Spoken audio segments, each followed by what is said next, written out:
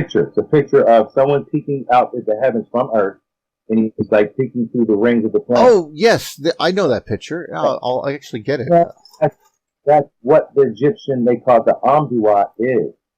The Book of Heaven and Hell, because of publishing, Eric Hornung and I think Theodore Apt, they did publish the newest version of what I'm talking about. And the pictures are crystal clear.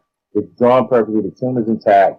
And everything we talk about is like in this story. You can see the ring, and then you have the God King. I call him was born. What's his name?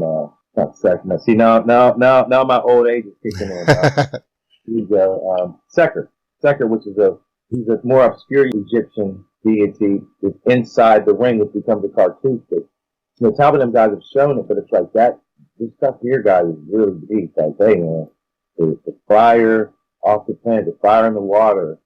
I mean, with the boats and the snakes and serpents, like, hey guys, this stuff here is the same stuff, but supposedly this much older. Does that make sense down there? No, it totally does.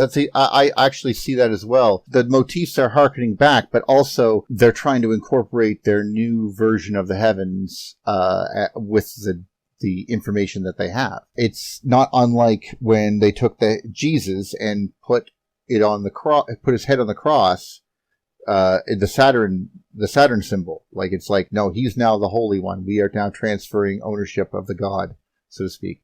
So if you look at the Egyptian Amduat with the magnifying glass, I call it, because I have posters in my man cave, and you're astrophysicist here in the EU, you can look now with these drawings and you can see plasma discharge all over the place. Like, no, man, this stuff is really deep. Where you may interpret it as a man with big ears.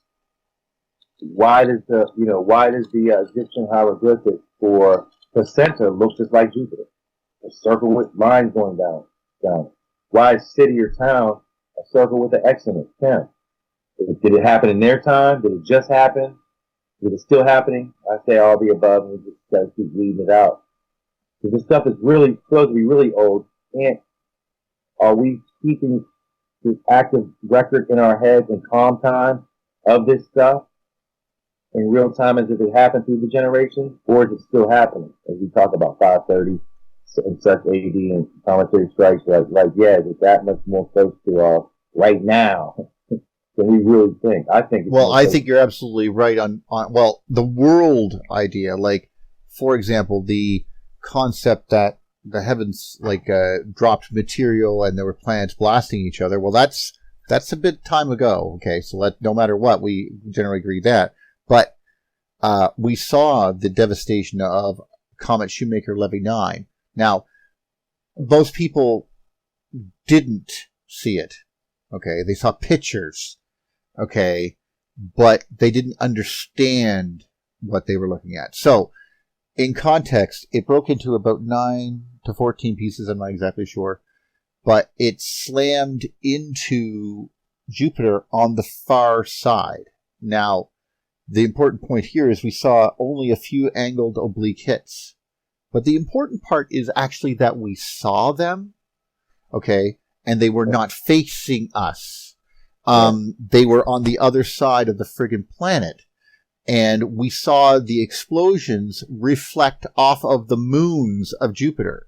So the idea that, to imagine a nuclear explosion on Earth, put it into this context.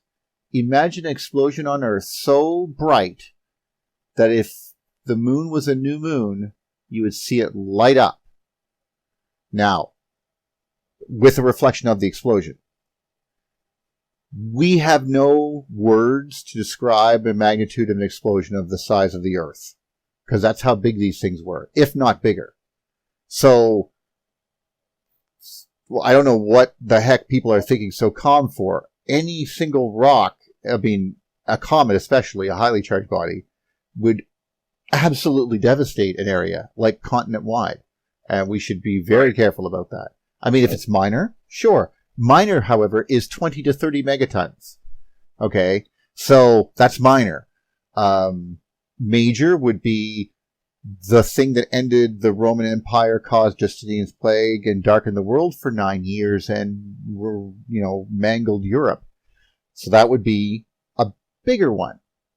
Now, putting all that in perspective, planets were way worse than that. So we should not be confident in our safety for sure.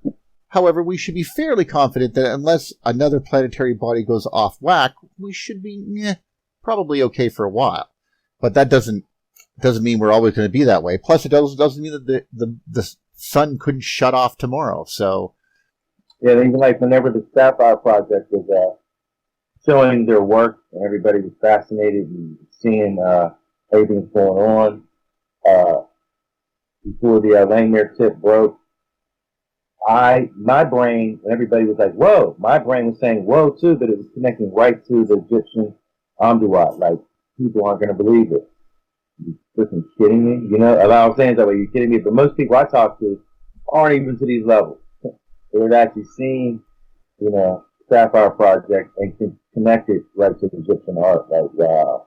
Yeah, wow. Mind blowing. Like, wow. So even my conversation with, and this might seem far fetched. My conversation with Michael, I did say, even with Dr. Chalk's work, and we're still talking about, let's say roughly 10,500 BC, subfluvial period, that even Julian talks about, they say around 7,000 BC.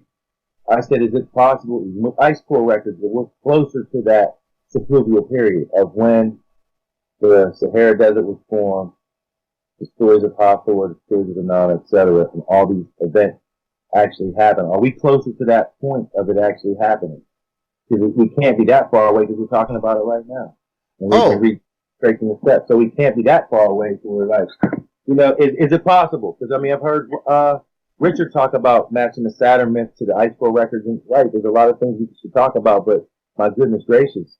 Petrie, from what I learned from Genethal's work, which I didn't know, when I looked into the records of the excavation, that Petrie and Budge agreed more on just the conventional timeline, and we'll just take the Egyptian timeline back to 5700 BC because of carbon dating, and we'll do it that way. And to start the story here, it was actually Sir Alan Gardner and James Henry Breasted didn't necessarily agree, like, hey man, stuff's coming out the ground this way, and you're saying the chronology in the story is this way.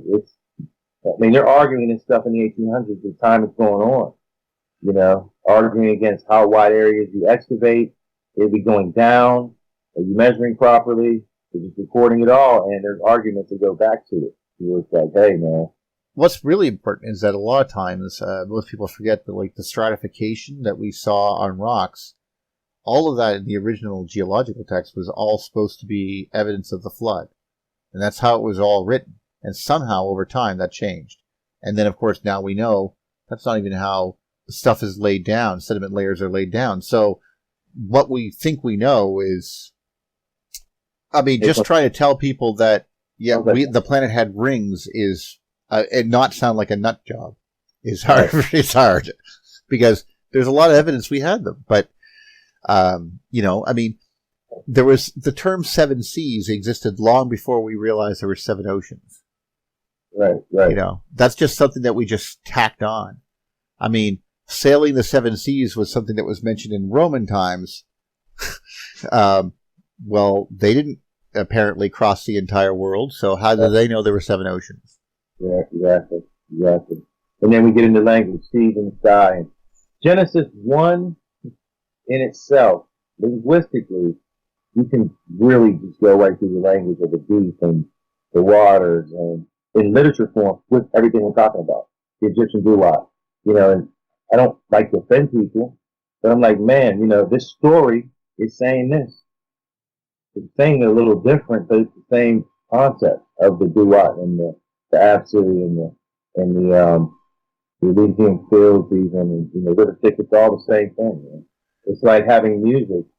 It's different genres, but it's still music. Everybody's saying the same stuff. Actually, they say that music came from the gods too, so I'm not sure what they were able to hear. The beats and the drums, they're older than I could picture. I could picture like the Earth being hit by like pulses going boom, boom, boom, like into the poles, and we obviously totally are enamored by that stuff. In the sense, I mean, you give a rhythm. It doesn't matter if we're totally into that. It's like a programming, and we don't know why. As humans, I meant. Since I'm just dominating this conversation with you right now, because I don't talk to you like that. Yeah, it's all good. I did inbox you and say, message you and say, people in the listening audience who are actually critics, though, have questions for Neil. Ask Neil.